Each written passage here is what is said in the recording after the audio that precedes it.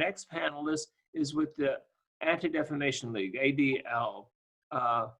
He's a friend of mine, Mark Toubin. Mark is the Southwest Director of ADL. ADL has been a leader in the area of fighting racism and hatred and pushing a policy of not being a bystander, but getting involved when they see wrong happening. So Mark, kind of share what ADL is doing at this time. Yeah, thank you, Gordon. Thanks for having me, and thanks for inviting me on this program. It's great to be with these really distinguished panelists, and particularly just hearing from Zach. Zach, truly amazing and really inspiring to hear your words and your story. So thank you. We've been honored to work with Houston's Asian community in the past, and obviously we'll continue to do so in the future. ADL has been a leading voice in fighting hate and on civil rights since our founding over 100 years ago. And we fight anti-Semitism and all forms of bigotry and discrimination. We defend democratic ideals and civil rights. We're also a leading voice on religious freedom issues, combating hate crimes and bullying, advocating for immigration reform and refugee rights, also advancing LGBTQ rights, safeguarding the right to vote, and promoting racial justice.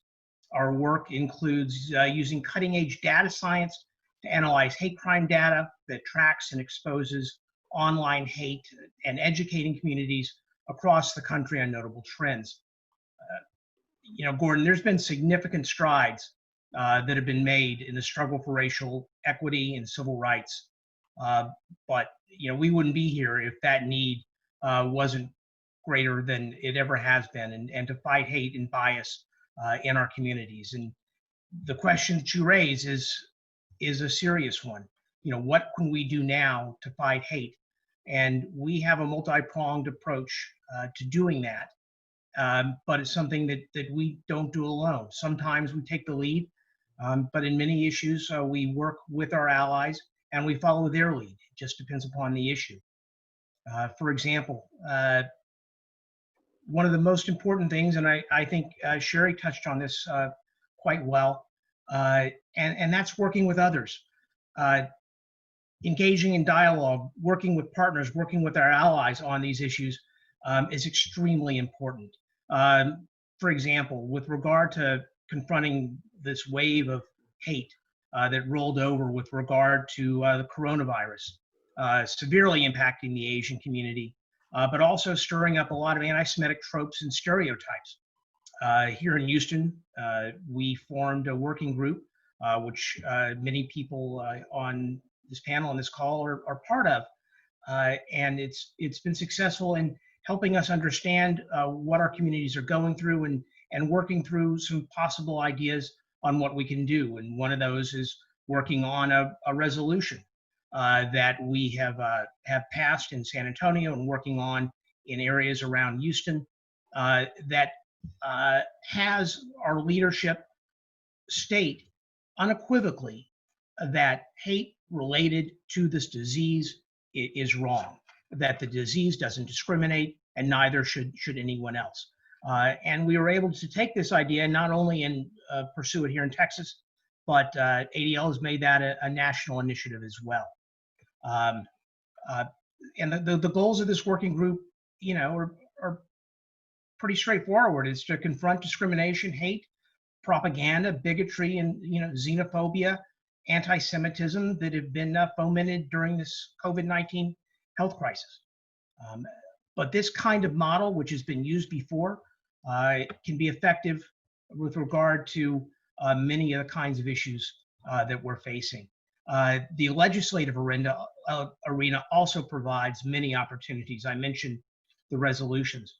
Also, we just started circulating a petition, which we're urging Congress to condemn all acts of police brutality, racial profiling, and the use of excessive and militarized force throughout the country.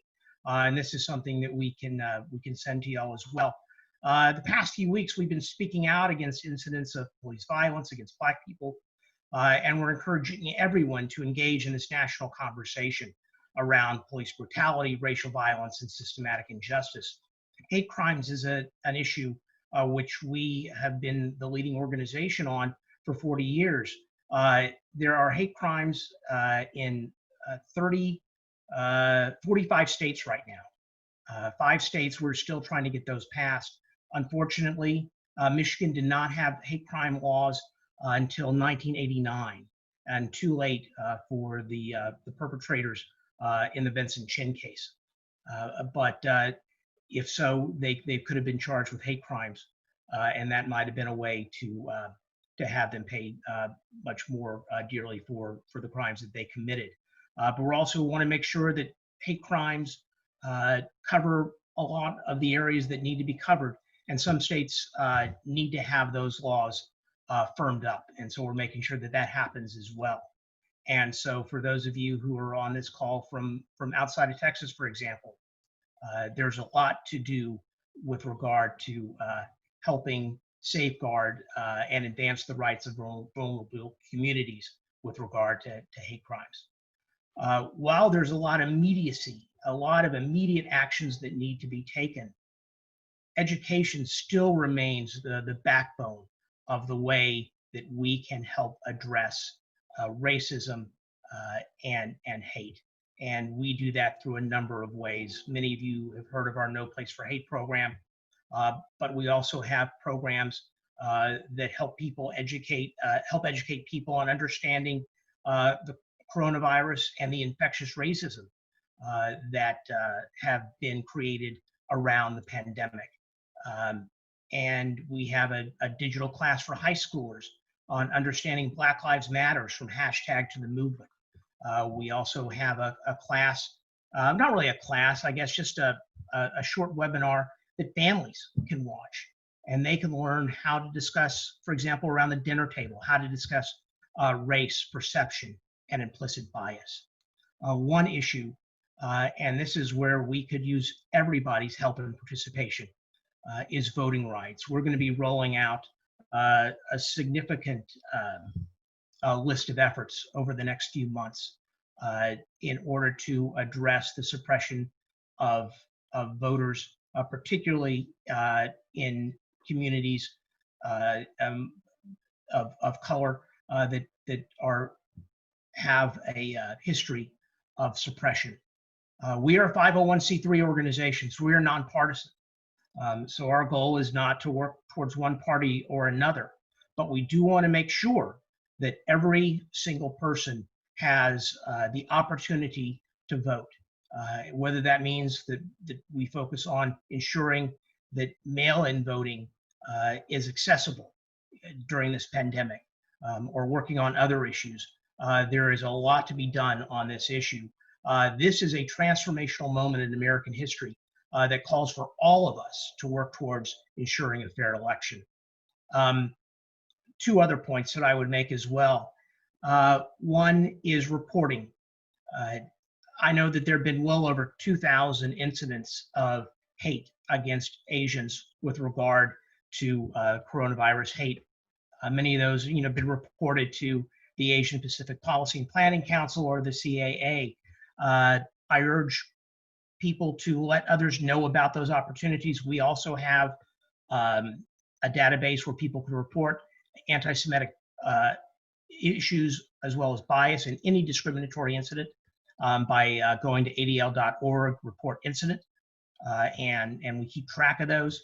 And so it's really important to report because that helps affect policy. Once there are records and data, then it can actually help impact the legislation that might be necessary.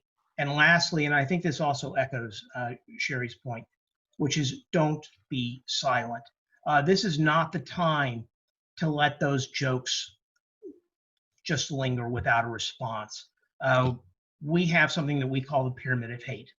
And the pyramid of hate starts with acts of bias, then it goes all the way to genocide. There are a number of steps in between, but it's important that we address acts of bias so that we don't rise up that acts of pyramid, and now is the time to do that. So don't be silent. That may be the easiest but at the same time, hardest thing for all of us to do. Thank you very much, Mark. And this issue of racism has been around for generations. And I think that we are at a point where maybe we can begin to really make progress on this.